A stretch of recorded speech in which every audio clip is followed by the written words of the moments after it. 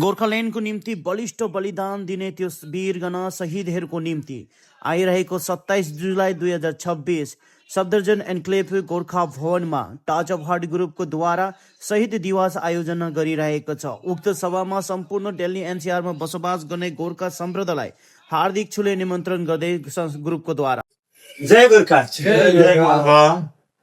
आज यो भिडियोको माध्यमद्वारा सम्पूर्ण दिल्ली एनसीआरमा रहनुहुने गोर्खा समुदाय दाजुभाइ दिदीबहिनी आमा बाबा अनि मित्रहरू सबैलाई हामी टचअपहार्टको मित्रहरूद्वारा एउटा अनुरोध गर्न एउटा आह्वान लिएर आएका छौँ।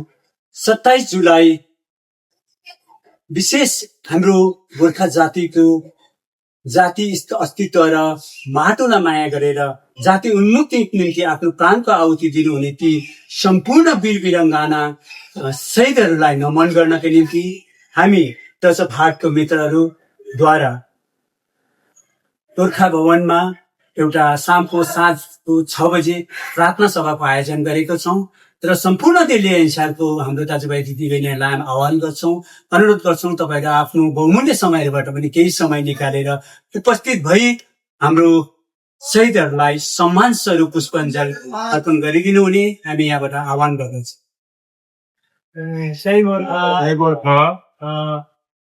सधैँ दिल्लीको गोर्खाहरूलाई हामी तटभागको साथीहरूले 27 जुलाई सोमबारको दिन गोर्खा भवनमा शहीद दिवस प्रार्थना सभा राखिएको छ र हामी सबै साथीहरू मिलेर तपाईँहरूलाई नम्र निवेदन गर्दछौँ या अनुरोध गर्दछौँ 27 जुलाईको दिन चाहिँ तपाईँहरू आएर हाम्रो शहीदहरूलाई पुष्प अर्पण गरिदिने अनुरोध गर्दछौँ। जय गोर्खा।